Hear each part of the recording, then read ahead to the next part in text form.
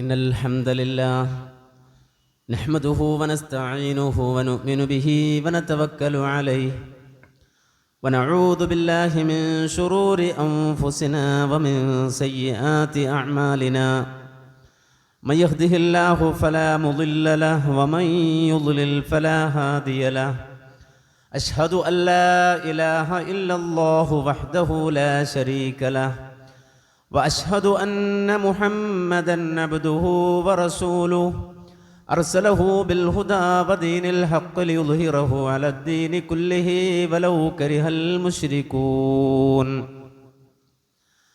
اللهم صل على محمد وعلى آل محمد كما صليت على إبراهيم وعلى آل إبراهيم إنك حميد مجيد. اللهم بارك على محمد وعلى آل محمد كما باركت على إبراهيم وعلى آل إبراهيم إنك حميد مجيد. أما بعد فإن خير الكلام كلام الله وخير السنن سنن محمد صلى الله عليه وسلم وشر الأمور محدثاتها وكل محدثة بدعة وكل بدعة ضلالة. أيها الناس أوصيكم عباد الله ونفسي أولا بتقوى الله. يا أيها الذين آمنوا اتقوا الله حق تقاته ولا تموتن إلا وأنتم مسلمون. يا أيها الذين آمنوا اتقوا الله وقولوا قولا سديدا يصلح لكم أعمالكم ويغفر لكم ذنوبكم ومن يطع الله ورسوله فقد فاز فوزا عظيما. أعوذ بالله من الشيطان الرجيم. قال رب أوزعني أن أشكر نعمتك التي أنعمت علي وعلى والدي وأن أعمل صالحا ترضاه وأصلح لي في ذريتي إني تبت إليك وإني من المسلمين. പ്രിയമുള്ള സത്യവിശ്വാസികളെ, സഹോദരങ്ങളെ, റബ്ബുൽ ആലമീനായ അള്ളാഹുവിൻ്റെ കൽപ്പനാ നിർദ്ദേശങ്ങൾ ജീവിതത്തിൽ പാലിച്ച് ജീവിതത്തിൻ്റെ സകല മേഖലകളിലും അള്ളാഹുവിനെ സൂക്ഷിച്ച് തഖ്വയോടെ ജീവിക്കണമേ എന്ന് എന്നെയും നിങ്ങളെയും ഉണർത്തുന്നു, വസിയ്യത്ത് ചെയ്യുന്നു. അള്ളാഹു നാം എവരെയും അതിനെ നിഗ്രഹിക്കുമാറാകട്ടെ. മനുഷ്യജീവിതത്തിൽ ഏറ്റവും നന്നായി പരിപാലിക്കേണ്ട കുടുംബ ബന്ധങ്ങളെ സംബന്ധിച്ചാണ് നാം വിശദീകരിച്ചു വന്നത്. അതിൽ കഴിഞ്ഞ ഖുത്ബയിൽ കാലികമായ ഈ നൂറ്റാണ്ടിലെ ഏറ്റവും മനുഷ്യനെ ചിന്തിപ്പിക്കുന്ന ദൃഷ്ടാന്തത്തെ സംബന്ധിച്ചാണ് നാം സൂചിപ്പിച്ചത്. നമ്മൾ പറഞ്ഞു വന്ന വിഷയത്തിലേക്ക് തന്നെ തിരിച്ചു പോവുകയാണ്. അല്ലാഹു സുബ്ഹാനഹു വ തആല മനുഷ്യർ തമ്മിലുള്ള ബന്ധങ്ങളിൽ പരസ്പരമുള്ള മാനുഷികമായ വലയത്തിന് അതിലേറ്റവും അടുപ്പമുള്ള ബന്ധത്തിനിട്ട പേരുണ്ട്, അർഹാം എന്നാണത്. വത്തഖുല്ലാഹല്ലതി തസാഅലൂന ബിഹി വൽ അർഹാം. വിശുദ്ധ ഖുർആനിൽ അർഹാം എന്ന് പറയുമ്പോൾ മനുഷ്യരുടെ ബന്ധങ്ങളിൽ ആദ്യ പടിയിലുള്ള ബന്ധം, രക്തബന്ധം എന്നൊക്കെ പറയാൻ കഴിയുന്ന ബന്ധമാണത്. അള്ളാഹു അതിന് പേരിട്ടപ്പോൾ തന്നെ അർഹാം എന്നാണ് പേരിട്ടത്. അറബി ഭാഷയിൽ അതിൻ്റെ അർത്ഥതലങ്ങൾ വിശദീകരിക്കുന്നിടത്ത് പറയുന്നത് കാണാൻ സാധിക്കും. ഒരു ഗർഭാശയം, ആ ഗർഭാശയത്തിന് റഹിം എന്നാണ് പറയുക. ഗർഭാശയത്തിന് റഹിം. അർഹാം എന്ന് പറഞ്ഞാൽ ഗർഭാശയങ്ങൾ, എന്ന് വേണമെങ്കിൽ അതിനർത്ഥം പറയാം. ഒരു മനുഷ്യന്റെ ബന്ധം ഏറ്റവും അധികം ആഴ്ന്നു നിൽക്കുന്നത് അവൻ്റെ ഉമ്മയുടെ ഗർഭാശയവുമായി കൊണ്ടാണ്.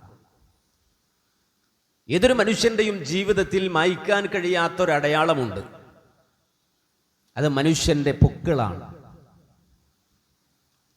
ആ പൊക്കിൾ, അതിന് ഒരു ബന്ധമുണ്ട്. പൊക്കിൾ കൊടി ബന്ധം എന്നാണ് നമ്മൾ അതിന് സാധാരണ പ്രയോഗിക്കാറുള്ളത്. ആ പൊക്കിൾ കൊടി ബന്ധം എന്ന് പറഞ്ഞാൽ അത് അവൻ്റെ ഉമ്മയുമായുള്ള ബന്ധമാണ്.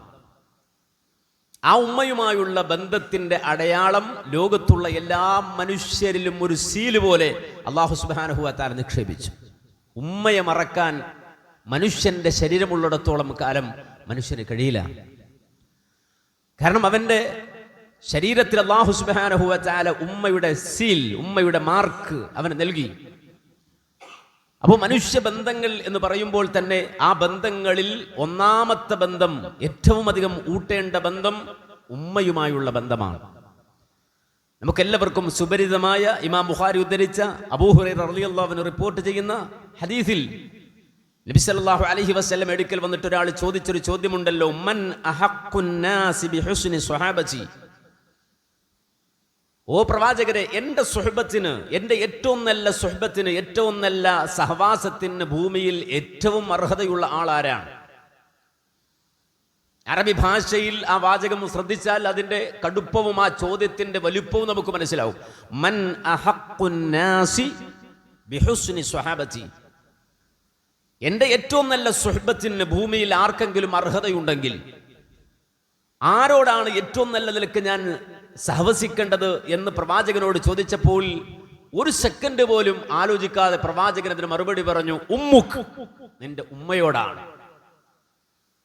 അവന്നയാൾ വീണ്ടും ചോദിച്ചു, സുമ്മ മൻ യാ റസൂലല്ലാ, പിന്നെ ആരോടാണ് നബിയെ? റസൂൽ പറഞ്ഞു, ഉമ്മുക്ക്, നിന്റെ ഉമ്മയോടാണ്. അവന്ന ആൾ ചോദിച്ചു, സുമ്മ മൻ യാ റസൂലല്ലാ, പിന്നെ ആരോടാണ് നബിയെ? പ്രവാചകന്റെ മൂന്നാമത്തെ മറുപടിയും ഉമ്മുക്ക്, നിന്റെ ഉമ്മയോടാണ്.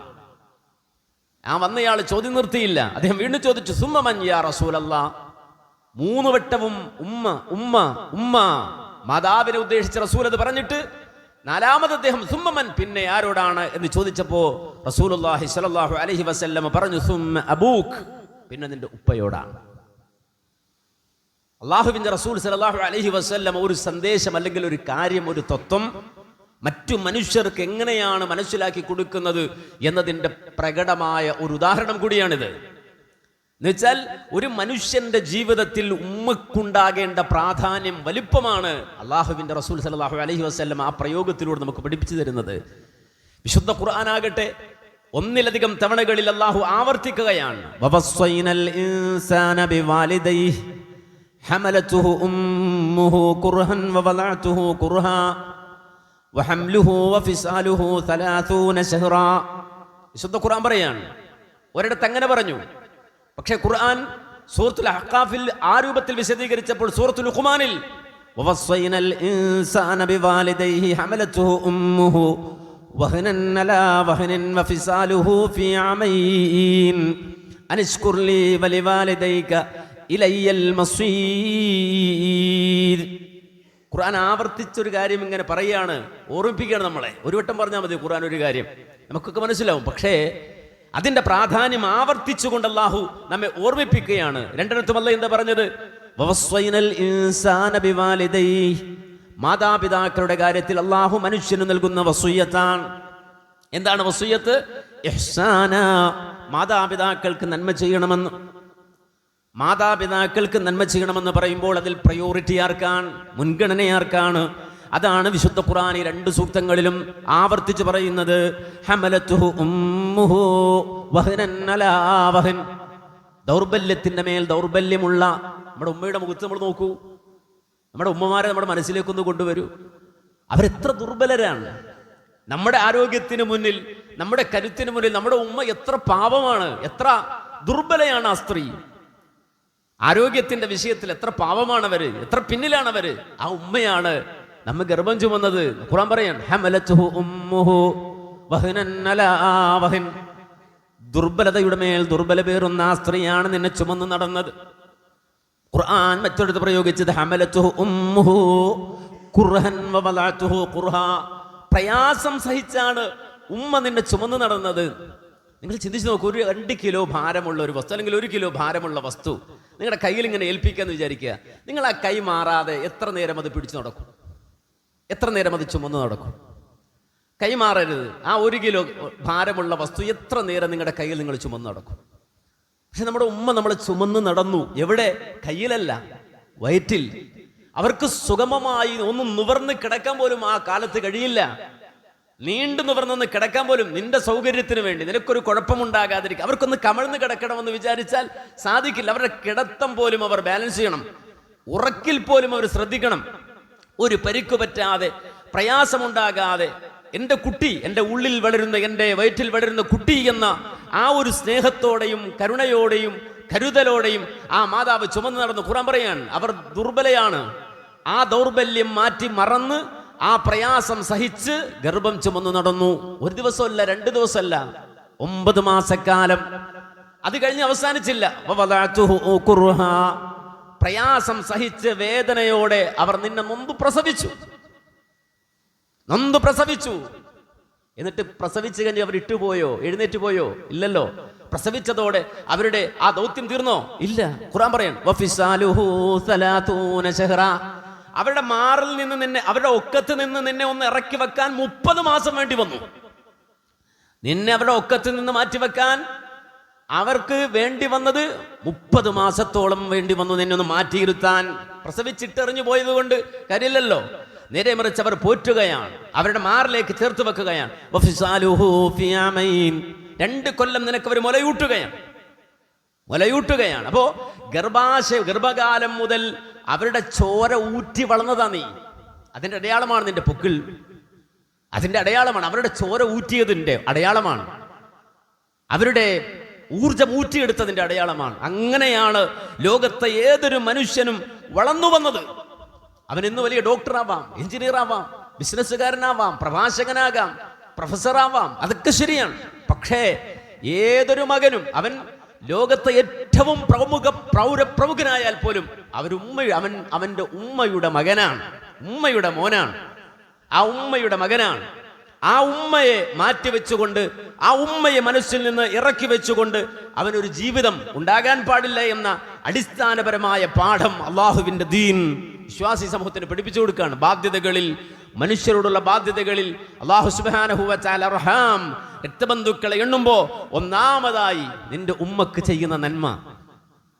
മനുഷ്യരാണ് നീ, തെറ്റുകൾ വരാം, ഓരോ സെക്കൻഡിലും കുറ്റങ്ങൾ വരാം. മനുഷ്യരാണ്. കുല്ലു ബനി ആദം ഖത്താഉൻ, എല്ലാ മനുഷ്യരും തെറ്റ് ചെയ്യുന്നവരാണ്, തെറ്റ് ചെയ്യാത്ത മനുഷ്യരില്ല. ആ തെറ്റ് അല്ലാഹു സുബ്ഹാനഹു വ തആല പുറത്തു തരും തൗബ കൊണ്ട്. ഇബ്ലീസും ആദമും തമ്മിലുള്ള വ്യത്യാസം അതാണ്. ഇബ്ലീസ് തൗബയില്ല, ഇബ്ലീസ് തൗബ ചെയ്തില്ല, തൗബയോടടുത്തില്ല ഇബ്ലീസ്. ആദം അലൈഹിസ്സലാം തൗബ ചെയ്തു. ഇബ്ലീസും ആദമും തമ്മിലുള്ള വ്യത്യാസം വളരെ വ്യക്തമാണ്. ആദം തൗബ ചെയ്തയാളാണ്. അല്ലാഹു സുബ്ഹാനഹു വ തആല മനുഷ്യന്റെ തിന്മകൾ തൗബ കൊണ്ട് പുറത്തു തരും.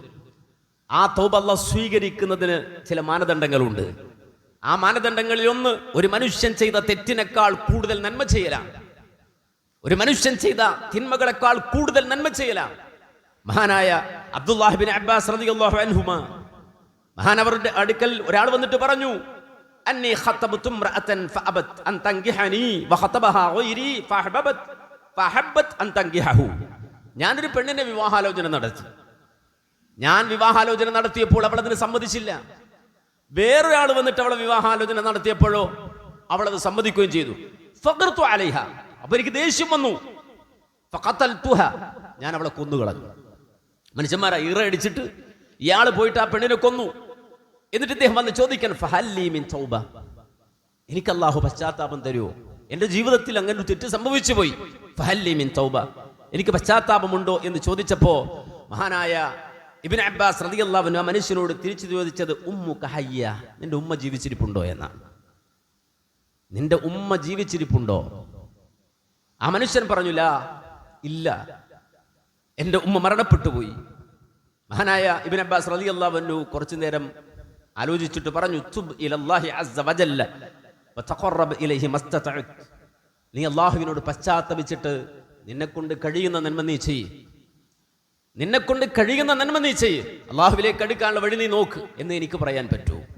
ആ മനുഷ്യൻ മടങ്ങിപ്പോയപ്പോ ഈ ഹദീസ് റിപ്പോർട്ട് ചെയ്ത അത്താ റളിയല്ലാഹു അൻഹു മഹാനായ അബ്ദുല്ലാഹി ബിൻ അബ്ബാസ് റളിയല്ലാഹു അൻഹു തിരിച്ചു ചോദിച്ചു, അല്ല താങ്കൾ അദ്ദേഹത്തോട് ചോദിച്ചില്ല അൻ ഹയാത്തി ഉമ്മിഹി, അദ്ദേഹത്തിന്റെ ഉമ്മ ജീവിച്ചിരിപ്പുണ്ടോ എന്ന് ചോദിച്ചില്ലേ?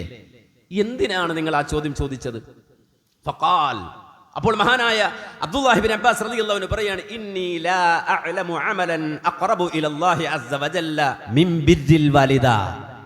ഒരു മനുഷ്യ ജീവിതത്തിൽ ഉമ്മക്ക് വേണ്ടി സേവനം ചെയ്യുന്നതിനേക്കാൾ, ഉമ്മയെ പരിപാലിക്കുന്നതിനേക്കാൾ വലിയൊരു നന്മ എനിക്കറിഞ്ഞുകൂടാ. ലാ അഅലമു അമലൻ അഖറബു ഇലല്ലാഹി അസ്സ വജല്ല മിൻ ബിർരിൽ വാലിദ.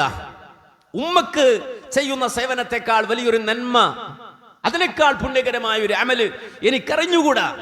മഹാനായ അബ്ദുല്ലാഹി ബിൻ അബ്ബാസ് റളിയല്ലാഹു അൻഹു പഠിപ്പിക്കുകയാണ്. അപ്പോൾ റബ്ബിന്റെ ഖുർബത്ത് നേടാൻ ആഗ്രഹിക്കുന്ന മനുഷ്യരെ, നിങ്ങളുടെ കയ്യിൽ ഉമ്മയുണ്ടോ? അതൊരു നിധിയാണ്. അള്ളാഹുവിന്റെ സാമീപ്യം നേടാൻ ആഗ്രഹിക്കുന്ന മനുഷ്യരുണ്ടോ? ഉമ്മ നിങ്ങളുടെ അടുത്തുണ്ടോ? ആ ഉമ്മ നിധിയാണ്, റബ്ബിലേക്കുള്ള വഴിയാണ്, എളുപ്പ വഴിയാണ്, ഷോർട്ട് കട്ടാണ്. ഒരു മനുഷ്യൻ റസൂലുള്ളാഹിന്റെ കാലത്ത് ജീവിച്ചു. റസൂലുള്ളാഹിന്റെ കാലത്ത് അയാൾ മുസ്ലിമായി, പക്ഷെ അദ്ദേഹം സ്വഹാബിയല്ല. നമുക്കറിയാം, നബിയുടെ കാലഘട്ടത്തിൽ ജീവിക്കുന്ന ഒരാള്, അവരെ കുറിച്ച് നമ്മൾ പറയുന്നത് അയാൾ മുസ്ലിം ആണെങ്കിൽ സ്വഹാബി എന്നല്ലേ. പക്ഷെ ഈ മനുഷ്യൻ റസൂലുള്ളാഹിന്റെ കാലത്ത് ജീവിച്ച ആളാണ്. മുഹമ്മദ് നബി സല്ലല്ലാഹു അലൈഹി വസല്ലം ജീവിച്ചിരിക്കുമ്പോൾ തന്നെ മുസ്ലിമായ ആളാണ്. പക്ഷേ അദ്ദേഹത്തെ കുറിച്ച് ചരിത്രം പറയുന്നത്, അദ്ദേഹത്തെ എണ്ണുന്നത് സ്വഹാബികളുടെ ലിസ്റ്റിലല്ല, താബിഉകളിൽ ഒന്നാമനായിക്കൊണ്ടാണ്. എന്തുകൊണ്ട് അദ്ദേഹം നബിയുടെ കാലത്ത് ജീവിച്ചിട്ട് സ്വഹാബിയായില്ല എന്ന് ചോദിച്ചാൽ, അദ്ദേഹം ജീവിച്ചത് യമനിലാണ്, കർണ് ഗോത്രത്തിലാണ് അദ്ദേഹം ജീവിക്കുന്നത്. ആ കാലത്ത് റസൂലുള്ളാഹിന്റെ അടുക്കിലേക്ക് വരാൻ അദ്ദേഹത്തിന് കഴിഞ്ഞില്ല. നബിയെ നേർക്കുനേരെ വന്ന് കണ്ടിരുന്നെങ്കിൽ അദ്ദേഹം ഉമർ റളിയല്ലാഹു അൻഹുവിനെ പോലെ, ഉസ്മാൻ ബിൻ അഫ്ഫാൻ റളിയല്ലാഹു അൻഹുവിനെ പോലെ, അലി ബിൻ അബി ത്വാലിബ് റളിയല്ലാഹു അൻഹുവിനെ പോലെ, അവിടുന്ന് ഇങ്ങോട്ട് വഹ്ശിയെ പോലെ ഒരു സ്വഹാബിയാകുമായിരുന്നു. പക്ഷേ മുഹമ്മദ് റസൂലുള്ളാഹിന്റെ അടുക്കിലേക്ക് വരാൻ അദ്ദേഹത്തിന് കഴിഞ്ഞില്ല. അതുകൊണ്ട് അദ്ദേഹത്തെ താബിഉകളുടെ ഗണത്തിലാണ് ഗണിക്കുന്നത്. അദ്ദേഹത്തിന്റെ പേര് മുഹമ്മദ് റസൂലുള്ളാഹി ഉച്ചരിച്ചു. അദ്ദേഹത്തിന്റെ പേര് പ്രവാചകൻ പറഞ്ഞു. ഉമർ റളിയല്ലാഹു അൻഹുവിനെ വിളിച്ചുകൊണ്ട് പറഞ്ഞു. എന്താ പറഞ്ഞത്? ആ ഒരു മനുഷ്യൻ നിന്റെ ജീവിതത്തിൽ നിനക്ക് പരിചയപ്പെടാൻ കഴിയുമെങ്കിൽ, കാണാൻ കഴിയുമെങ്കിൽ, ഉമർ റളിയല്ലാഹു അൻഹു പറയാണ്, നിന്റെ ജീവിതത്തിൽ നിനക്ക് കാണാൻ കഴിയുമെങ്കിൽ, അല്ലെങ്കിൽ നിന്റെ ജീവിതത്തിന്റെ ഏതെങ്കിലും ഒരു ഭാഗത്ത് വെച്ചുകൊണ്ട് താങ്കൾക്ക് അദ്ദേഹത്തെ കണ്ടുമുട്ടാൻ കഴിഞ്ഞാൽ, ആ മനുഷ്യനോട് ഉമറെ നീ പറയണം, താങ്കൾ എനിക്ക് വേണ്ടി അള്ളാഹുവിനോട് പൊറുക്കലിനെ ചോദിക്കണമെന്ന്. അദ്ദേഹത്തെ കൊണ്ട് നീ ദുആ ചെയ്യിക്കണം. ജീവിതത്തിൽ ഏതെങ്കിലും ഒരു ഘട്ടത്തിൽ ആ മനുഷ്യനെ നീ കണ്ടുമുട്ടിയാൽ, ഉമറെ നീ അദ്ദേഹത്തോട് പറയണം. സ്വഹാബിയാണ്, സ്വർഗം കൊണ്ട് സന്തോഷ വാർത്ത അറിയിക്കപ്പെട്ട ആളാണ് ഉമർ റളിയല്ലാഹു അൻഹു. ഇസ്ലാമിക ഖിലാഫത്തിന്റെ രണ്ടാം ഖലീഫയാണ് ഉമർ ഖത്താബ് റളിയല്ലാഹു അൻഹു. ആ ഉമർ എങ്ങാനും ഒരു വഴിയിലൂടെ നടന്നു വന്നാൽ, ആ വഴിയുടെ അങ്ങേറ്റത്ത് പിശാച് വന്നാൽ, ഉമർ ഈ വഴിയിൽ കടന്നാൽ പിശാച് മാറിപ്പോകുമെന്ന് പരിചയപ്പെടുത്തപ്പെട്ട വ്യക്തിത്വമാണ് അമീറുൽ മുഅ്മിനീൻ ഉമർ ബിൻ ഖത്താബ് റളിയല്ലാഹു അൻഹു. ആ ഉമറിനെ വിളിച്ച റസൂൽ പറയുന്നത്, നിന്റെ ജീവിതത്തിൽ ആ മനുഷ്യനെ കണ്ടാൽ ആ മനുഷ്യനെ കൊണ്ട് നീ ദുആ ചെയ്യിപ്പിക്കണം. അള്ളാഹു എനിക്ക് പുറത്തു തരാൻ വേണ്ടി നിങ്ങൾ അള്ളാഹുവിനോട് ദുആ ചെയ്യണമെന്ന് താങ്കൾ അദ്ദേഹത്തോട് പറയണം. ആരാണ് അദ്ദേഹം? നബി തന്നെ പറഞ്ഞു കൊടുക്കുന്നു, അത് ഉവൈസുൽ ഖർണിയാണ്, ഉവൈസ് ബിൻ ആമിറാൻ, ആമിറിന്റെ മകൻ ഉവൈസാണ്. അദ്ദേഹത്തെ കുറിച്ച് ഇമാം മുസ്ലിം ഹദീസ് ഉദ്ധരിക്കുമ്പോ, ഇമാം ബുഖാരി വിശദീകരിക്കുമ്പോ ഒക്കെ പറയുന്നത് കാണാൻ സാധിക്കും. എന്താ പറയുന്നത്? ഉവൈസിന്റെ പ്രത്യേകത, യഅതി അലൈക്കും ഉവൈസ് ഇബ്നു ആമിർ മഅ അംദാദി അഹ്ലി യമൻ മിൻ മുറാദ് ثم من قرن كان به برص فبرأ منه إلا موضع درهم له والدا هو بها بر ولو أقسم على الله لأبره فإن استطعت أن يستغفر لك فافعل. ആ ഉവൈസുൽ ഖർണിയുടെ പ്രത്യേകത, അദ്ദേഹം യമൻകാരനാണ്, ഖർൺ ഗോത്രക്കാരനാണ്. അദ്ദേഹത്തെ തിരിച്ചറിയാനുള്ള അടയാളം, അദ്ദേഹത്തിന്റെ ശരീരമാസകലം വെള്ളപ്പാടുണ്ടായിരുന്നു. പക്ഷേ അല്ലാഹു സുബ്ഹാനഹു വ തആല അദ്ദേഹത്തിന്റെ ആ പാണ്ട് മുഴുവനും മായ്ച്ചു കളഞ്ഞു, ശിഫ നൽകി.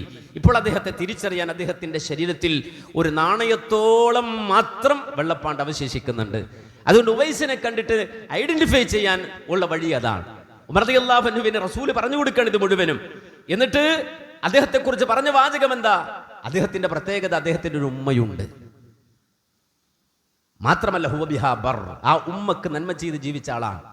നബിയുടെ അടുക്കൽ പോലും അദ്ദേഹം വരാതിരുന്നത് ഉമ്മയെ ഓർത്തിട്ടാണ്. താൻ എൻ്റെ ഉമ്മയുടെ അടുക്കൽ നിന്ന് മാറിപ്പോയാൽ ആ ഉമ്മ ഒറ്റക്കാകുമല്ലോ എന്ന് പേടിച്ചിട്ട് ഉമ്മയെ വിട്ടുപോരാതെ മുഅ്മിനായി ഉമ്മക്ക് വേണ്ടി ഉമ്മയോടൊപ്പം നിന്ന ഉവൈസ്, ആ ഉവൈസിന്റെ പ്രത്യേകത റസൂൽ ഉമർ റളിയല്ലാഹു അൻഹു പറഞ്ഞു കൊടുക്കുകയാണ്, ലൗ അഖ്സമ അലല്ലാഹി ലഅബറാഹ്, അദ്ദേഹം റബ്ബിനോട് ഒരു കാര്യം ചോദിച്ചാൽ അല്ലാഹു അത് തട്ടൂല, ലഅബറാഹ്, അല്ലാഹു അത് നടത്തി കൊടുക്കും. ലൗ അഖ്സമ അലല്ലാഹി ലഅബറാഹ്, നബി അടുക്കൽ വരാതെ ഉമ്മയോടൊപ്പം നിന്ന് ഉമ്മയെ പരിപാലിച്ച ഉവൈസിന് അള്ളാഹു കൊടുത്ത സ്ഥാനമാണ് ലൗ അഖ്സമ അലല്ലാഹി ലഅബറാഹ്. അദ്ദേഹം അള്ളാഹുവിന്റെ പേരിൽ ഒരു കാര്യം പറഞ്ഞാൽ അള്ളാഹു അത് നടത്തി കൊടുക്കും. ഈ ഉവൈസിനെ റസൂലുള്ളാഹി സ്വല്ലല്ലാഹു അലൈഹി വസല്ലമ നമുക്ക് പറഞ്ഞു തരികയാണ്. അതുകൊണ്ട് നമ്മുടെ ജീവിതത്തിൽ ചെയ്യുന്ന ഏറ്റവും വലിയ പുണ്യം ഉമ്മയുടെ കാര്യത്തിലാണ്. ഇമാം മുസ്ലിം തന്റെ സ്വഹീഹിൽ ഒരു അധ്യായം കൊണ്ടുവന്നിട്ടുണ്ട്. അദ്ദേഹത്തിന്റെ പേരെന്ന് പറയും ബാബു തഖ്ദീമി ബിർരിൽ വാലിദൈനി അല തതവ്വുഇ ബിസ്സലാത്തി വഗൈരിഹാ. ഇമാം മുസ്ലിം കൊണ്ടുവന്ന ഹദീസാണ്. ഒരു അധ്യായത്തിന്റെ പേരാണ് ബാബു തഖ്ദീമി ബിർരിൽ വാലിദൈനി അല തതവ്വുഇ ബിസ്സലാത്തി വഗൈരിഹാ. നിസ്കരിക്കുകയാണ്, സുന്നത്ത് നിസ്കാരത്തെക്കാൾ പ്രാധാന്യം ഉപ്പയും ഉമ്മയും പരിഗണിക്കലാണ്. ഒരാൾ സുന്നത്ത് നിസ്കരിച്ചുകൊണ്ടിരിക്കുകയാണ്, അതിലും പ്രാധാന്യം ബാപ്പക്കും ഉമ്മക്കും പുണ്യം ചെയ്യലാണെന്ന് പഠിപ്പിക്കാൻ ഒരു അധ്യായം ഇമാം മുസ്ലിം തന്റെ സ്വഹീഹിൽ കൊണ്ടുവന്നു. എന്നിട്ട് റസൂലുള്ളാഹ് തന്റെ സ്വഹാബത്തിന് പരിചയപ്പെടുത്തിയ പറഞ്ഞുകൊടുത്ത സംഭവം ഇങ്ങനെ വിശദീകരിക്കുകയാണ്, തന്റെ സ്വഹാബത്തിന് പഠിപ്പിക്കുകയാണ്, അത് ഉദ്ധരിക്കുകയാണ് മുൻഗാമികൾ. ഒരു മനുഷ്യൻ, ആ മനുഷ്യന്റെ പേര് നമുക്കറിയാം, ജുറൈജിന്റെ പ്രത്യേകത സ്വവാമിഉകൾ അഥവാ ഇസ്രായേൽ സമൂഹത്തിൽ സ്വവാമിഉകൾ കെട്ടി അതിൽ താമസിച്ച് അതിൽ റബ്ബിനെ ഇബാദത്ത് ചെയ്ത മനുഷ്യനായിരുന്നു അദ്ദേഹം. അങ്ങനെ ആ ഇബാദത്തിൽ അദ്ദേഹം മുഴുകി. അപ്പോ കുറെ കാലങ്ങളായി ഈ സൗമ്യത്തിൽ കയറി അഥവാ ഈ പർണശാലയിൽ കെട്ടി അള്ളാഹുവിനെ ഇബാദത്ത് ചെയ്തുകൊണ്ടിരുന്ന മനുഷ്യന്റെ അടുക്കലേക്ക് ഉമ്മ വന്നു. ഉമ്മക്ക് കാണാൻ ആഗ്രഹം തോന്നി. അതാണ് ഉമ്മയുടെ പ്രത്യേകത. ഉമ്മയുടെ പ്രത്യേകത ഏതാണ്? ഉമ്മ വന്നു എന്നിട്ട് വിളിച്ചു പറഞ്ഞു, യാ ജുറൈജ് അന ഉമ്മുക് കല്ലിംനി, എടാ ജുറൈജേ, ഞാൻ നിന്റെ ഉമ്മയാണ്, എന്തെങ്കിലും ഒന്ന് പറയടാ എന്നിങ്ങനെ വിളിച്ചു പറയണം ഉമ്മ. ഈ മനുഷ്യനാകട്ടെ നിസ്കാരത്തിലാണ്. ഫസാദഫതുഹു യുസല്ലി, അദ്ദേഹം നിസ്കരിച്ചുകൊണ്ടിരിക്കുമ്പോൾ തന്നെ ചിന്തിക്കണം, അല്ലാഹുമ്മ ഉമ്മി വസ്വലാത്തി, അല്ലാഹു എൻ്റെ ഉമ്മ വിളിക്കുന്നുണ്ടല്ലോ, ഞാൻ നിസ്കാരത്തിലാണല്ലോ, ഇബാദത്തിലാണല്ലോ, അപ്പൊ ഇത് വിട്ടിട്ട് ഉമ്മക്ക് എങ്ങനെ ഉത്തരം കൊടുക്കും? എന്നിട്ട് അദ്ദേഹം നിയ്യത്ത് ആക്കുകയാണ്. ഫഖ്താറ സ്വലാത്തഹു, അദ്ദേഹം തീരുമാനിച്ചു നിസ്കാരം കഴിഞ്ഞിട്ട് മതി ബാക്കി. ഉമ്മ പോയി. പിറ്റേ ദിവസം ഉമ്മ വീണ്ടും വന്നു, വീണ്ടും വിളിച്ചു, യാ ജുറൈജ് അന ഉമ്മുക് ഫകല്ലിംനി, എടാ ജുറൈജേ, ഞാൻ ഉമ്മയാടാ, എന്തെങ്കിലും ഒന്ന് പറയ്. അപ്പോഴും ഇയാൾ നിസ്കാരത്തിലാണ്. അപ്പോഴും അയാൾ സ്വയം ചിന്തിക്കണം, അല്ലാഹുമ്മ ഉമ്മി വസ്വലാത്തി, പടച്ചവന്റെ നിസ്കാരം, എൻ്റെ ഉമ്മ. ഫഖ്താറ സ്വലാത്തഹു, അദ്ദേഹം സ്വലാത്ത് എന്നെ തെരഞ്ഞെടുത്തു എന്നാണ്. 3 തവണ ഇത് ആവർത്തിച്ചു. അവസാനം ഉമ്മക്ക് വിഷമമായി, പ്രയാസായി. ഉമ്മ അവിടെ വെച്ച് പറഞ്ഞു, അല്ലാഹുമ്മ ഫലാ തുമിത്ഹു ഹത്താ തുരിയഹുൽ മുമിസാത്ത്, അല്ലാഹുവേ എൻ്റെ മോനാണ്, ശരിയാണ്, 3 തവണ വന്ന് എൻ്റെ മോനെ ഞാൻ വിളിച്ചു, അവൻ ഭയങ്കര നിസ്കാരത്തിലാണ്, ഭയങ്കര ഇബാദത്തിലൊക്കെയാണ്. അല്ലാഹുവേ, ഒരു മുമിസാത്തിനെ കണ്ടിട്ടല്ലാതെ എൻ്റെ മകനെ നീ മരിപ്പിക്കല്ല. ഉമ്മമാര് വേദന കൊണ്ട് പറഞ്ഞു പോകും പലതും. ഉമ്മമാര് ശ്രദ്ധിക്കണം, മക്കൾക്കെതിരെ നിങ്ങൾ ഒന്നും പറയരുത്. കാരണം അല്ലാഹു സുബ്ഹാനഹു വ തആല അത് ഖബൂലാക്കും എന്ന് ഹബീബുൽ വറ മുഹമ്മദുർ റസൂലുള്ളാഹി. മക്കൾ ശ്രദ്ധിക്കണം, ഉമ്മമാരെ കൊണ്ട് നല്ലത് ദുആ ചെയ്യിക്കാവൂ. നിങ്ങൾക്ക് എന്ത് പ്രശ്നം ഉണ്ടെങ്കിലും വലിയ ഉസ്താദിന്റെ ദുആ ചെയ്യണം എന്നല്ല പറയണ്ടേ, നിങ്ങളുടെ ഉമ്മാനോട് പോയി പറയണം, ഞങ്ങൾക്ക് വേണ്ടി ദുആ ചെയ്യണം. കാരണം മാതാപിതാക്കൾ ദുആ ചെയ്താൽ അല്ലാഹു അത് സ്വീകരിക്കുന്നതാണ്. അത് റസൂലുള്ളാഹി സ്വല്ലല്ലാഹു അലൈഹി വസല്ലം പഠിപ്പിച്ചതാണ്. ഈ ഉമ്മ അങ്ങനെ പറഞ്ഞുപോയി. ഹദീസിന്റെ അവസാന ഭാഗത്ത് കാണാം, ഫതദാക്കറ ബനു ഇസ്രായേൽ ജുറൈജൻ, ആളുകൾ പിന്നെ ജുറൈജനെ കുറിച്ച് ഇങ്ങനെ സംസാരിക്കാൻ തുടങ്ങി. ആളുകൾക്കിടയിൽ വർത്താനായി, അപാര ഇബാദത്തിന്റെ ആള്, അയാൾ എങ്ങനെങ്കിലും ഒന്ന് ശരിയാക്കണല്ലോ. അങ്ങനെ ചില മനുഷ്യന്മാർ, അയാൾക്കൊരു പണി കൊടുക്കണല്ലോ. ഇവർ പലവിധ പദ്ധതികളും അവിടെ നിന്ന് ആവിഷ്കരിച്ചു. അങ്ങനെ അവിടെ ഒരു സുന്ദരിയായ ഒരു സ്ത്രീ അവരെ സമീപിച്ചു, ഒരു കുഴപ്പക്കാരിയായ സ്ത്രീ. ആ സ്ത്രീയെ കണ്ടിട്ട് അവര് പറഞ്ഞു, അവരോട് ഈ വിഷയം, ഈ ജുറൈജ് എന്ന് പറയുന്ന ആളെ കുറിച്ച് മഹത്വമൊക്കെ പറഞ്ഞു. അദ്ദേഹം ആരെ പിടിച്ചാലും ഇളകാത്ത ആളെ, അത്ര മുത്തഖിയാന്നൊക്കെ പറഞ്ഞു. അപ്പൊ ഈ പെണ്ണ് പറഞ്ഞു, ലക്കും, നിങ്ങൾ പറയുന്നത് പോലെ ഒന്നല്ല, ഞാൻ വിചാരിച്ചാൽ ജുറൈജിന് അപ്പുറത്തുള്ള ആളെ ഞാൻ ശരിയാക്കി തരാം. സംഭവം പിന്നെ നമുക്ക് കാണാൻ കഴിയുന്നത് ആ സ്ത്രീ ജുറൈജിനെ സമീപിക്കുകയാണ് വശീകരിക്കാൻ. പലവിധത്തിൽ അവർ പല നാട്യങ്ങളും നടനങ്ങളും നടത്തി. പക്ഷേ ജുറൈജ് വഴങ്ങിയില്ല. ആ സ്ത്രീ ആകെ മാനക്കേടിലായി. ഇനി ആ ജനങ്ങൾ എങ്ങനെ കാണുക? ആ സ്ത്രീ പോയി അവിടെ വന്നൊരു ആട്ടിടയനുമായി സംസർഗത്തിലേർപ്പെട്ടു. അവർ ഗർഭിണിയായി, പ്രസവിച്ചു. എന്നിട്ട് ആ കുട്ടിയെ ഒക്കത്തേറ്റ് അവർ തെരുവിൽ വന്നിട്ട് പറഞ്ഞു, നിങ്ങൾ വിചാരിച്ചതുപോലല്ല, ഞാൻ വഴക്കിയടത്ത് ജുറൈജ് വന്നു, ദാ ജുറൈജിന്റെ കുട്ടിയാ നിങ്ങൾ കണ്ടല്ലോ, നിങ്ങൾ വിചാരിക്കുന്ന പോലെ അത്ര വലിയ പുണ്യവാളനൊന്നുമല്ല ജുറൈജ് എന്നിങ്ങനെ വിളിച്ചു പറയാൻ തുടങ്ങി. ആളുകൾ ഇത് കേൾക്കേണ്ട താമസം ഓടിക്കൂടി ആ ജുറൈജിന്റെ പർണശാലകൾ അവർ അടിച്ചു തകർത്തു. ഇതൊന്നും അറിയാതെ ജുറൈജ് പുറത്തു വന്നു. ഉടൻ കാണുന്നത് ഈ സ്ത്രീയാണ്. ഒരു കുട്ടിയെയും കൈ പിടിച്ചു നിൽക്കുന്ന സ്ത്രീയും, വലിയ പുരുഷാരം, വലിയ ജനാവലി, വലിയ ജനക്കൂട്ടം. ഞങ്ങളെ കബളിപ്പിക്കുകയായിരുന്നോ എന്നൊക്കെ ചോദിച്ച ആളുകൾ ചൂടാവുകയാണ്, പർണശാല തകർക്കുകയാണ്. അവസാനം ജുറൈജ് അപമാനിതനായി ആ സമൂഹത്തിന്റെ മുന്നിൽ വിനയാന്യതനായി ജുറൈജ് അവരോട് പറഞ്ഞു, ദഊനി ഹത്താ ഉസല്ലി, എന്നെ ഒന്ന് നിസ്കരിക്കാൻ വിടുമോ നിങ്ങൾ? ഫസല്ല, അദ്ദേഹം നിസ്കരിച്ചു. നിസ്കാരം കഴിഞ്ഞു ആ കുട്ടിയടുക്കിലേക്ക് വന്നിട്ട് ഫതഅന ഫീ ബത്നിഹി, ആ കുഞ്ഞിന്റെ വയറ്റിൽ ഒന്ന് തടവി ജുറൈജ്. എന്നിട്ട് ചോദിച്ചു, യാ ഗുലാം മൻ അബൂക്, കുട്ടി പറ, ആരാണ് നിന്റെ ഉപ്പ? ആരാണ് ഉപ്പ എന്ന് ചോദിക്കുമ്പോ ആ കുട്ടി പറഞ്ഞു, ഫുലാനു റാഇ, ദാ ഇന്ന ആട്ടിടയനാണ് എൻ്റെ ഉപ്പ, ഇന്ന ആട്ടിടയനാണ് എൻ്റെ ഉപ്പ. അപ്പോഴാണ് ജനങ്ങൾക്ക് കാര്യം മനസ്സിലാകുന്നത്, ജനങ്ങൾ സങ്കടപ്പെടുന്നത്, ജനങ്ങൾ അദ്ദേഹത്തോട് മാപ്പ് ചോദിക്കുന്നത്. ഈ സംഭവം നമുക്കറിയാം, ഇമാം മുസ്ലിം തന്റെ സ്വഹീഹിൽ കൊണ്ടുവന്നിട്ട് അദ്ദേഹം ആ അധ്യായത്തിന് പേര് വെച്ചു, ബാബു തഖ്ദീമി ബിർരിൽ വാലിദൈൻ അല തതവ്വുഇ ബിസ്സലാത്തി വഗൈരിഹാ. നിസ്കരിക്കാണ്, സുന്നത്ത് നിസ്കരിക്കുകയാണെങ്കിൽ പോലും ഉമ്മയാണോ വിളിച്ചത്, എന്താ ഉമ്മ എന്ന് ചോദിക്കാം. കാരണം പിന്നെ ആദ്യം ഉമ്മയുടെ ആ വിളിക്കുത്തരം നൽകണം. കാരണം വെച്ചാൽ അവർ നിങ്ങളോട് സംസാരിക്കുന്ന ഓരോ സംസാരവും, അവർ നിങ്ങളെ ശകാരിക്കുന്ന ഓരോ ശകാരവും, അവർ നിങ്ങളോട് പറയുന്ന ഓരോ വാക്കുകളും നിങ്ങളോടുള്ള ഇഷ്ടം കൊണ്ട് മാത്രം പുറത്തു വരുന്നതാണ്. ഇഷ്ടം കൊണ്ട് മാത്രം. ചിലപ്പോൾ നിങ്ങൾക്ക് വലിയ തിരക്കും ബിസിയൊക്കെ ആവുമ്പോൾ ഉമ്മയുടെ വാക്കുകൾ അരോചകമായി തോന്നാം, നമുക്കെല്ലാവർക്കും തോന്നാം. ഇവർക്കൊരു കാര്യവും ഒന്നും ബോധമില്ലാത്ത സ്ത്രീയാണോ എന്നിങ്ങനെ തോന്നാം. പക്ഷേ അത് പിശാച് തോന്നിപ്പിക്കുന്നതാണ്. നമ്മുടെ മാതാവ് അല്ലെങ്കിൽ നമ്മുടെ ഉപ്പ, അവരെക്കാൾ നമ്മളെ സ്നേഹിക്കുന്ന ഒരു മനുഷ്യൻ ലോകത്തുണ്ടാവില്ല. ഉള്ളറിഞ്ഞുള്ള സംസാരമാണ് അവർ സംസാരിക്കുന്നത്.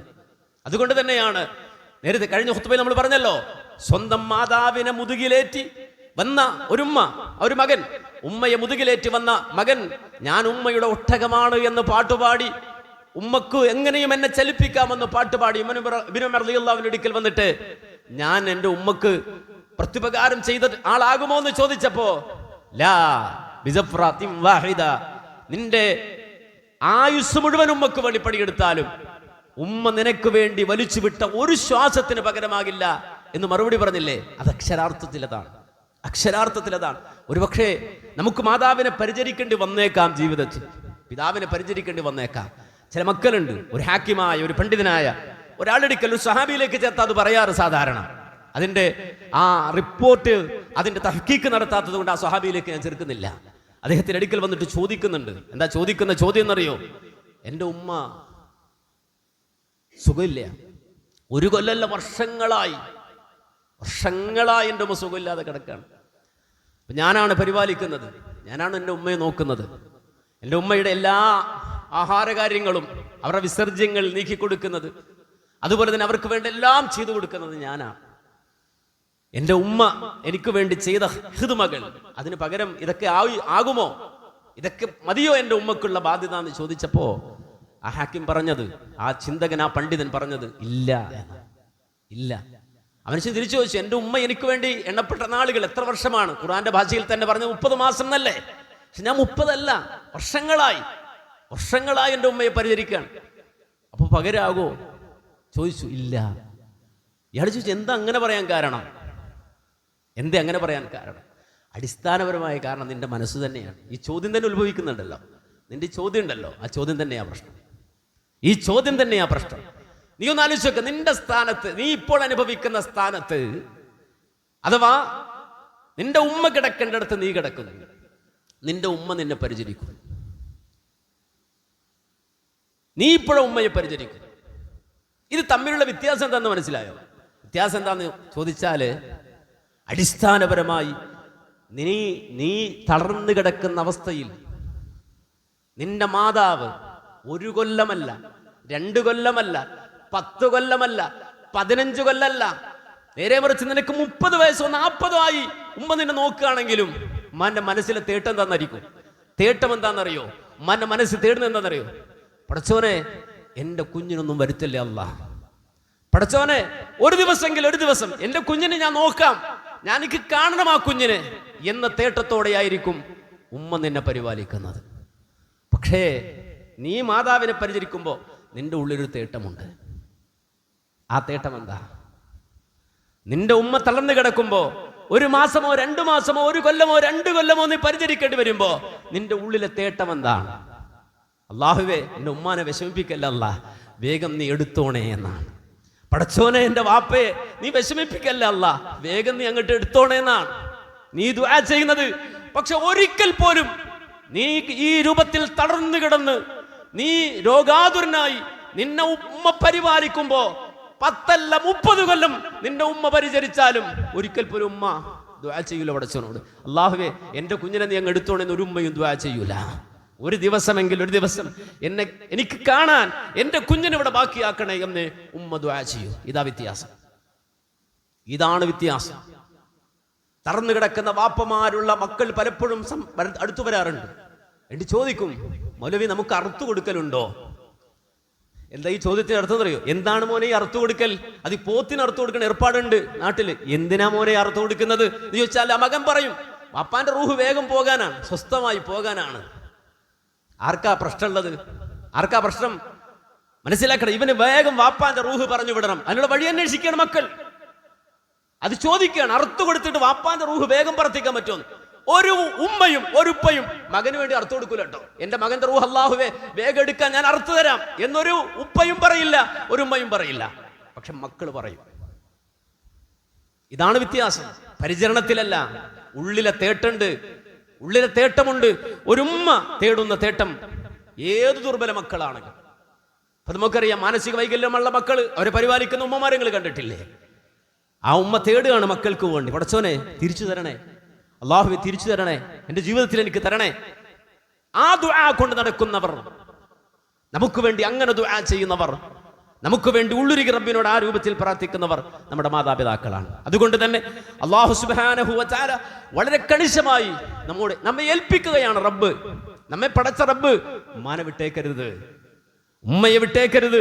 മാതാപിതാക്കൾക്ക് നന്മ ചെയ്തോ അതിൽ ഉമ്മയെ ഏറ്റവും അധികം പരിഗണിക്കണമെന്ന് ഹബീബുൽ വറ മുഹമ്മദുർ റസൂലുള്ളാഹി സ്വല്ലല്ലാഹു അലൈഹി വസല്ലമയെ പഠിപ്പിക്കുമ്പോൾ, സഹോദരങ്ങളെ, ആ മാതാക്കളെ നെഞ്ചിലേറ്റാനും അവർക്ക് വേണ്ടി നിരന്തരമായി ദുആ ചെയ്യാനും ജീവിതത്തിൽ ജീവനോടെ അള്ളാഹു നമുക്ക് അവരെ തന്നിട്ടുണ്ടെങ്കിൽ അത് ഏറ്റവും അമൂല്യമായ മുത്തായി സ്വത്തായി കാണാനും ഇതിലും നല്ലൊരു അവസരം അള്ളാഹുവിലേക്ക് അടുക്കാൻ എനിക്ക് വേറെയില്ലെന്ന് തിരിച്ചറിയാനുമുള്ള തൗഫീഖ് നമുക്കുണ്ടാകണം. അള്ളാഹു സുബ്ഹാനഹു വ തആല ആ നിലയിൽ മാതാപിതാക്കളുടെ തൃപ്തി നേടുന്ന വിശ്വാസികളിൽ നാം ഏവരെയും ഉൾപ്പെടുത്തി അനുഗ്രഹിക്കുമാറാകട്ടെ. അഖൂലു ഖൗലി ഹാദാ അസ്തഗ്ഫിറുല്ലാഹ ലി വലക്കും വലിജമീഇൽ മുഅ്മിനീന വൽ മുസ്ലിമീന അജ്മഈൻ വസ്തഗ്ഫിറുഹു ഇന്നഹു ഹുവൽ ഗഫൂറുർ റഹീം.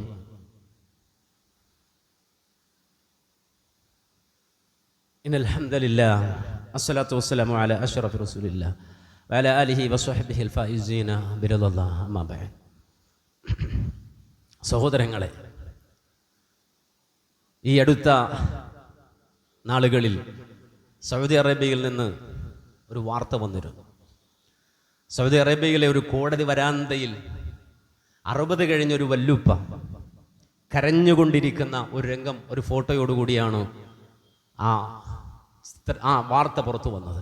എൻ്റെ ചിത്രം അതായിരുന്നു. കോടതിയുടെ മുന്നിൽ ജിസാൻ എന്ന പേരുള്ള 60 വയസ്സ് കഴിഞ്ഞ ഒരു വല്ലുപ്പ കരഞ്ഞുകൊണ്ട് തലക്ക് കൈകൊടുത്ത് ഇരിക്കുന്നു. ആ മനുഷ്യൻ്റെ രൂപം ഒരു അസ്ഥികൂടം പോലെയാണ്. എന്നുവെച്ചാൽ വലിയ ആരോഗ്യമില്ല, പ്രായം ചെന്നു വയസ്സായിരിക്കും. ആളുകൾ അദ്ദേഹത്തിന് ചുറ്റും കൂടിയിട്ട് ചോദിക്കുകയാണ്, എന്താണ് പ്രശ്നം, എന്താണ് പ്രശ്നം? അദ്ദേഹം ഉമ്മ എന്ന് പറഞ്ഞ് കരയുകയാണ്. എൻ്റെ ഉമ്മ എന്ന് പറഞ്ഞ് കരയുകയാണ്. കോടതി വരാന്തയിൽ എന്തേ ഉമ്മ എന്ന് പറഞ്ഞ് വിളിച്ച് കരയുന്നത് എന്ന് ഈ 60 വയസ്സുള്ള മനുഷ്യനോട് ചോദിച്ചപ്പോൾ അദ്ദേഹം ആ നാളുകൾ വിവരിച്ചത്, എൻ്റെ ഉമ്മക്ക് വേണ്ടിയാണ് ഞാൻ ഇത്രയും കാലം ജീവിച്ചത്, 60 കൊല്ലവും ജീവിച്ചത് എൻ്റെ ഉമ്മക്ക് വേണ്ടിയാണ്. ഞാനിപ്പോൾ പ്രായം ചെന്ന് എനിക്ക് 60 കഴിഞ്ഞു, ശരിയാണ്. പക്ഷേ ഇപ്പോഴെൻ്റെ അനുജൻ എനിക്കെതിരെ ഒരു കേസ് കൊടുത്തിരിക്കും. എൻ്റെ അനുജൻ എനിക്കെതിരെ ഒരു കേസ് കൊടുത്തു. ആ കേസ് ഈ കോടതിയിൽ വന്നു. എനിക്കെതിരായിട്ടാണ് വിധി വന്നത്. അതാണ് എൻ്റെ പ്രശ്നം. അപ്പോഴാണ് കേസിനെ പറ്റി അന്വേഷിക്കുന്നത്. കേസ് അന്വേഷിക്കുമ്പോൾ അനുജൻ കോടതിയിൽ കേസ് കൊടുത്തിരിക്കുന്നത് ഇത്രയും കാലം എൻ്റെ ഉമ്മയെ പരിചരിച്ചത് എൻ്റെ കാക്കയാണ്. അദ്ദേഹത്തിന് ഇപ്പോൾ 60 വയസ്സായി, പ്രായം ചെന്നു.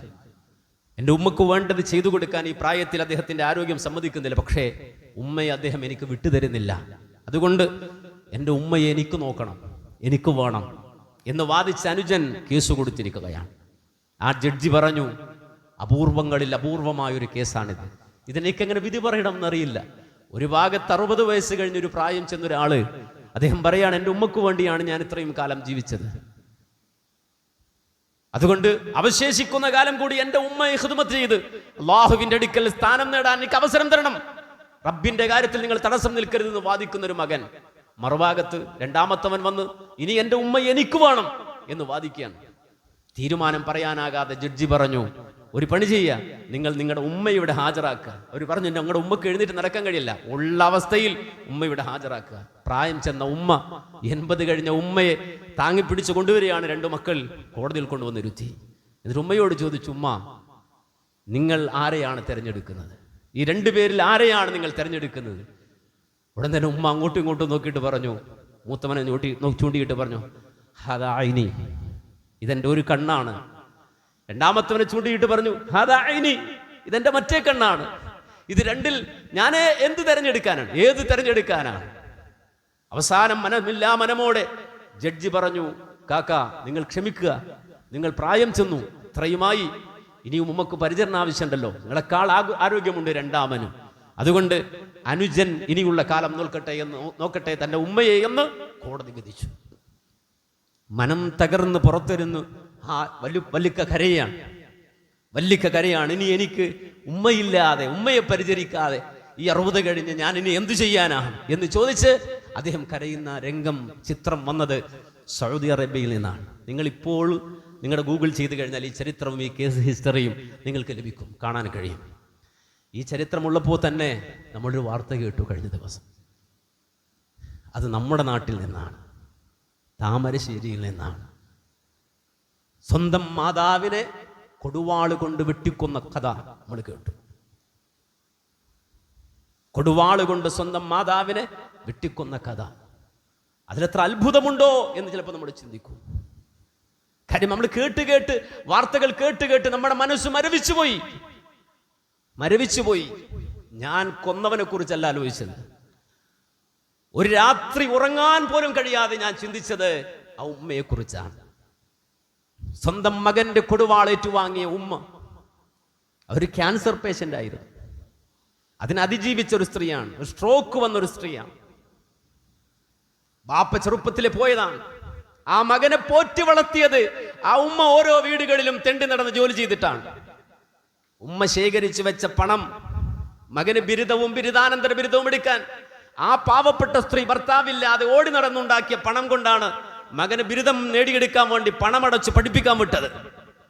ആ കലാലയത്തിൽ ചെന്ന് ഡ്രഗ് അഡിക്റ്റായി ലഹരി ബാധിച്ച് മടങ്ങി വന്ന മകൻ, തൻ്റെ ജീവിതത്തിന്റെ സ്വപ്നമായി വളർത്തിക്കൊണ്ടുവന്ന മകൻ, ആ മകനെ അതിൽ നിന്ന് മോചിപ്പിക്കാനാണ് ആ ഉമ്മ ഡി അഡിക്ഷൻ സെന്ററിൽ കൊണ്ടുപോയി ആക്കിയത്. വലിയ ചെലവുണ്ടതിനൊക്കെ, വലിയ പണച്ചെലവുണ്ടതിനൊക്കെ. ആ മകനെ ഈ തളർച്ചയിൽ കിടന്ന ഉമ്മ, രോഗം പേറുന്ന ഉമ്മ ഒന്ന് കാണാനാണ് അവിടെ തിരിച്ചു വിളിപ്പിച്ചത്. മനസ്സിലാക്കണം, ഈ മാതാവിനെയാണ് ഒരുത്തൻ വെട്ടിക്കൊന്നത് നിസ്സാരമായി. അടുത്ത വീട്ടിൽ പോയിട്ട് ഒരു കൊടുവാള് കൊണ്ടുവന്നിട്ട് സ്വന്തം മാതാവിനെ കഴുത്ത് വെട്ടുന്ന നേരത്ത് സ്വന്തം മകന്റെ വെട്ടേറ്റ ഉമ്മ ആ മകന്റെ മുഖത്തേക്കൊന്ന് നോക്കിയിട്ടുണ്ടാകും, ദയനീയമായി കരഞ്ഞുകൊണ്ട്. അവരുടെ കഴുത്തിനേറ്റ ആ വേദനയിൽ സ്വന്തം മകൻ ചോരയുട്ടുന്ന കൊടുവാളുമായി നിൽക്കുന്ന മകന്റെ മുഖത്തേക്ക് ദയനീയമായി ഒന്ന് നോക്കിയപ്പോ രണ്ടാമത്തെ വെട്ടവൻ വെട്ടി. അത് ഉമ്മാന്റെ കഴുത്തിലല്ല, ഉമ്മാന്റെ ചങ്ക് പറിക്കുന്ന വെട്ട്. ആ വെട്ടെന്തായിരുന്നു എന്നറിയോ? നീ എനിക്ക് ജന്മം നൽകിയതിനുള്ള ശിക്ഷയാടിയത് എന്ന് ആ മകൻ വിളിച്ചു പറഞ്ഞപ്പോ മരിച്ചുകൊണ്ടിരിക്കുന്ന ഉമ്മാന്റെ കൽബ് ആ മകൻ കുത്തി നുറുക്കിയിട്ടുണ്ടാവും. ദയനീയമായി ആ മകന്റെ മുഖത്ത് നോക്കിയിട്ടാണ് ആ ഉമ്മ പിടഞ്ഞു മരിച്ചത്. ആലോചിക്കണം, നമ്മുടെ കുടുംബങ്ങൾ, നമ്മുടെ മക്കൾ, അവർക്കറിയില്ല. അവർ കണ്ടിട്ടില്ല ബന്ധങ്ങൾ എന്താണ് എന്ന്. അവരുടെ സിരകളിലില്ല ബന്ധം. അവരുടെ രക്തത്തിൽ നിറഞ്ഞ ഡ്രഗ്സുകളാണ്, മയക്കുമരുന്നുകളാണ്, ബന്ധങ്ങളല്ല. ചോരയിലെ ബന്ധമല്ല. രക്തബന്ധം എന്ന് പറഞ്ഞാൽ ബന്ധം അവരുടെ ശരീരത്തിലില്ല. പലപ്പോഴും കലാലയങ്ങളിലും കോളേജ് ക്യാമ്പസുകളിലുമൊക്കെ നമ്മുടെ മക്കൾ ഡോക്ടറാകട്ടെ, എഞ്ചിനീയർ ആകട്ടെ, ഒരു വലിയ ഉന്നത വിദ്യാഭ്യാസം നേടി വരട്ടെ എന്ന് പറഞ്ഞു വിടുമ്പോൾ ആ കലാലയങ്ങളിൽ നമ്മുടെ മക്കളെ കാത്തിരിക്കുന്ന കഴുകന്മാരുണ്ട്. അവരുടെ സിരകളിലേക്ക് രക്തത്തിന് പകരം, ആ രക്തത്തിലെ ബന്ധങ്ങൾക്ക് പകരം ബന്ധമൊന്നും വേണ്ടടോ, അതൊന്നും നമുക്ക് ആവശ്യമുള്ളതല്ല. നേരെ മറിച്ച് നമുക്ക് ആനന്ദിക്കണം. വലിയ ലോകം നമ്മുടെ മുന്നിൽ തുറന്നു കിടക്കുകയാണ്. അതുകൊണ്ട് നമുക്ക് ആ ലോകത്തേക്ക് പറക്കാമെന്ന് പറഞ്ഞുകൊണ്ട് ഡ്രഗ്സ് കുത്തിക്കൊടുക്കുന്ന കപാലികരായ കൂട്ടുകാർ കലാലയങ്ങളിലുണ്ട്. അതുകൊണ്ട് തന്നെ എൻ്റെ പ്രിയപ്പെട്ടവരോട് ഞാൻ പറയുന്നു, നമ്മുടെ മുന്നിൽ കിടന്നു പിടഞ്ഞു മരിച്ച ഉമ്മക്ക് വേണ്ടി, ഇനി ഒരു ഉമ്മക്കും ഇത്തരമൊരു മകൻ ഉണ്ടാകാതിരിക്കാൻ വേണ്ടി, ഒരു മകനും ഈ രൂപത്തിൽ ക്രൂരനാകാതിരിക്കാൻ വേണ്ടി, ഈ ക്യാമ്പസിലുള്ള മക്കളോട്, ഇവിടെയുള്ള മക്കളോട്, നെക്സ്റ്റ് മുതൽ, ഇവിടുത്തെ KG മുതൽ ഇവിടുത്തെ PG വരെ പഠിക്കുന്ന ചെറിയ മക്കളുണ്ടെങ്കിൽ മക്കളോട് പറയാൻ, നിങ്ങൾക്കൊരു ബാധ്യതയുണ്ട് കേട്ടോ ഈ ഉമ്മത്തിനോട്. ലഹരി വേണ്ടെന്ന് പറയല അല്ല, ഞാൻ ലഹരി ഉപയോഗിക്കില്ല എന്ന് പറയൽ മാത്രമല്ല, ഞാൻ ലഹരി തൊടില്ല എന്ന് പറയൽ മാത്രമല്ല, ഞാൻ ഈ ലഹരിക്കെതിരെ, ഈ കൊള്ളരുതായ്മക്കെതിരെ ഇറങ്ങിപ്പോരാടും. ഈ നാട്ടിലെ ഉമ്മമാർക്ക് വേണ്ടി, ഈ നാട്ടിലെ സ്വസ്ഥമായ കുടുംബജീവിതം നടക്കുന്നതിന് വേണ്ടി ഇറങ്ങി ഒരു യോദ്ധാവിനെ പോലെ പോരാടുമെന്ന് മനസ്സിൽ ഉറപ്പിച്ച് പ്രവർത്തിക്കാൻ കരുത്തുള്ളവരായി നമ്മുടെ മക്കൾ വളരേണ്ടതുണ്ട്. അതുകൊണ്ട് വളരെ സ്നേഹത്തോടെയും വളരെയധികം ഉത്തരവാദിത്വത്തോടെയും ഈ ബാധ്യത ഏറ്റെടുക്കാൻ എൻ്റെ പ്രിയമുള്ള സഹോദരങ്ങൾ തയ്യാറാകേണ്ടതുണ്ട്. നമ്മുടെ ജീവിതത്തിൽ നമുക്ക് കിട്ടിയ കനികളെ, നന്മകളെ നമ്മൾ നമ്മുടെ ക്രൂരത കൊണ്ട് കെടുത്തിക്കളയരുത്. അതുകൊണ്ട് നമ്മുടെ പിതാക്കളെ, നമ്മുടെ മാതാക്കളെ കൈവെള്ളയിൽ സ്നേഹത്തോടെ പരിപാലിച്ച് അവർക്ക് എന്ത് കൊടുത്താലും, എന്ത് സ്നേഹം കൊടുത്താലും അതൊന്നിനും പകരമല്ല എന്ന് മനസ്സിലാക്കി അവരെ നെഞ്ചോട് ചേർത്ത് വെക്കാൻ നമുക്ക് കഴിയണം. അല്ലാഹു സുബ്ഹാനഹു വ തആല ഉപ്പമാരെയും ഉമ്മമാരെയും സ്നേഹിക്കുന്ന, അവർക്ക് വേണ്ടി നിരന്തരം അള്ളാഹുവിനോട് ദുആ ചെയ്യുന്ന നല്ല മക്കളിൽ അള്ളാഹു നാമേവരെയും ഉൾപ്പെടുത്തി അനുഗ്രഹിക്കുമാറാകട്ടെ. അള്ളാഹുവേ, ഞങ്ങളുടെ ഉമ്മമാരെ നീ സ്വീകരിക്കണേ അള്ളാഹുവേ, അവർക്ക് നീ ജന്നാത്തുൽ ഫിർദൗസ് പ്രദാനം നൽകണേ അള്ളാഹുവേ, ഒരു ആയുസ് മുഴുവൻ അവർക്ക് വേണ്ടി നന്മ ചെയ്താലും ഒന്നും ചെയ്തവരാകുന്നില്ലല്ലോ അള്ളാഹുവേ. റബ്ബേ, ഞങ്ങളുടെ മാതാപിതാക്കൾക്കുള്ള പ്രതിഫലം നൽകാൻ ഏറ്റവും അർഹൻ നീയാണ് അള്ളാഹുവേ, ഞങ്ങളുടെ മാതാപിതാക്കളെ നീ സ്വർഗം കൊണ്ട് സന്തോഷിപ്പിക്കണേ അള്ളാഹുവേ, ഞങ്ങളുടെ മാതാപിതാക്കളിൽ നിന്നിലേക്ക് വന്നവർ, അവരുടെ ഖബറിടങ്ങൾ നീ പൂന്തോപ്പാക്കി കൊടുക്കണേ അള്ളാഹുവേ, ഞങ്ങളുടെ ഉപ്പമാരുടെ ഖബറുകളെ നീ ജന്നാത്തുൽ ഫിർദൗസിന് സമാനം ഏറ്റവും നല്ല അവസ്ഥയിലാക്കി കൊടുക്കണേ റഹ്മാനെ. അള്ളാഹുവേ, ഞങ്ങളുടെ ഉമ്മമാരുടെ ഖബറുകൾ അള്ളാഹുവേ നീ സ്വർഗ്ഗപൂന്തോപ്പാക്കി കൊടുക്കണേ റബ്ബേ, നാളെ അവരുടെ കൈപിടിച്ച് നിന്നെ കണ്ടുമുട്ടാൻ ഞങ്ങൾക്ക് നീ തൗഫീക്ക് തരണേ അള്ളാഹുവേ, ഹശ്റിന്റെ നാളിൽ മീസാൻ വെച്ചുകൊണ്ട് മനുഷ്യന്റെ നന്മത്തിന്മകൾ ഇളക്കുന്ന നാളിൽ ഞങ്ങളുടെ മാതാപിതാക്കളുടെ മുഖത്ത് സർവ്വനിലക്കുമുള്ള സന്തോഷവും പുഞ്ചിരിയും കാണാൻ അള്ളാഹുവെ തൗഫീഖ് തന്ന് അനുഗ്രഹിക്കണം റഹ്മാനെ. അള്ളാഹുവെ, അവരെ കൈപിടിച്ച് കൂട്ടുകുടുംബാദികളോടെ നിന്റെ ജന്നാത്തുൽ ഫിർദൗസിൽ എത്തിച്ചേരാൻ ഞങ്ങൾക്ക് നീ തൗഫീഖ് തന്ന് അനുഗ്രഹിക്കണം റഹ്മാനെ. അല്ലാഹുമ്മ ഗ്ഫിറിൽ മുഅ്മിനീന വൽ മുഅ്മിനാത്ത് വൽ മുസ്ലിമീന വൽ മുസ്ലിമാത്ത് അൽ അഹ്യാഇ മിൻഹും വൽ അംവാത്ത് ഇന്നക മുജീബു ദഅവാതി വഖാദിൽ ഹാജാത്ത്. അല്ലാഹുമ്മ അജിർനാ മിനൻ നാർ اللهم أجرنا من النار اللهم أجرنا وأجر والدينا من النار. ربنا اغفر لنا ولإخواننا الذين سبقونا بالإيمان ولا تجعل في قلوبنا غلا للذين آمنوا ربنا إنك رؤوف رحيم.